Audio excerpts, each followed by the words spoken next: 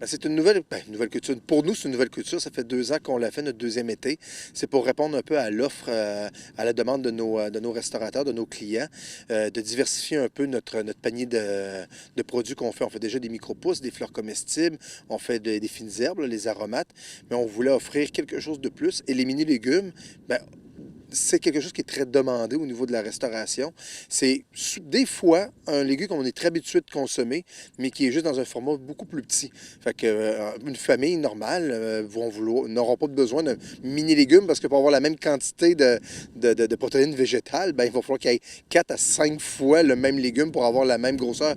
Exemple au niveau d'une betterave. On va avoir des mini betteraves. Ben, une mini betterave vaut 4 ou 5 grosses betteraves en termes de volume. Mais au niveau de l'assiette, au niveau du restaurateur, bien, ça lui permet d'avoir une finition beaucoup plus intéressante, là, puis un beau visuel. Puis on peut avoir de quoi de juste une betterave tranchée, bien, il peut avoir une betterave tranchée en deux seulement ou carrément entière dans l'assiette. Et ça va aussi avec les tomates, c'est la même chose, des petites mini-tomates que vous avez Ouais. aussi? On fait beaucoup de tests. Là. C'est notre deuxième année. On me considère en démarrage. On recommence un démarrage d'entreprise. On est en démarrage. On fait beaucoup de tests à savoir qu'est-ce qui est demandé, qu'est-ce qui vaut la peine de produire aussi au niveau des fois de l'offre qui est faite au niveau des restaurateurs. On a essayé les tomates ancestrales. Il y a 2 ans, on a essayé les tomates classiques. On a dit, bon, mais c'est peut-être pas notre créneau. On n'a pas assez de surface de production. On a été vers les tomates ancestrales. Cette année, on a fait quelques-unes. On regarde un peu. L'année prochaine, peut-être bien qu'on en fera moins pour y aller plus avec des tomates cerises. Après ça, on garde ce qui a bien marché ou ce qui marche moins bien. Pour ça, je dis, on est un peu en démarrage. Là. Ça va jusqu'à quelle période? Est-ce que ça va être jusqu'au printemps?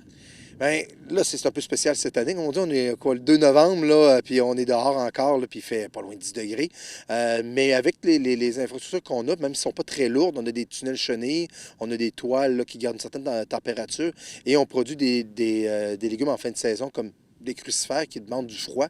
Ça nous permet d'étirer la production d'habitude jusqu'à mi-novembre au niveau de la récolte des légumes. Parce que le topinambour, qui est un peu un légume fort qu'on a ici, on récolte ça là, à la dernière minute avant les gelées. Fait que même des fois après une petite gelée.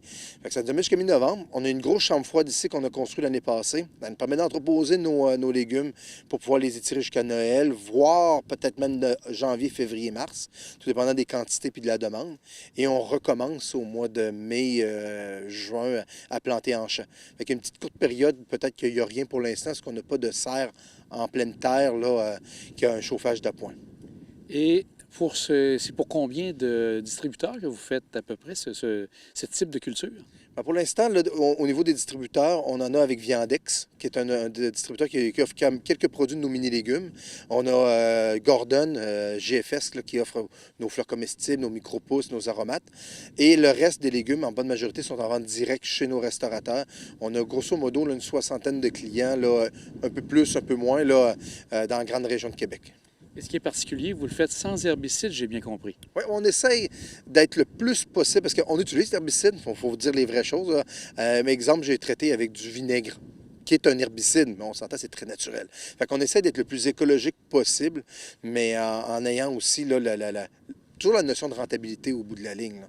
Mais l'écologie prime, après ça, on a la rentabilité pour avoir là, toujours un bel équilibre là-dedans.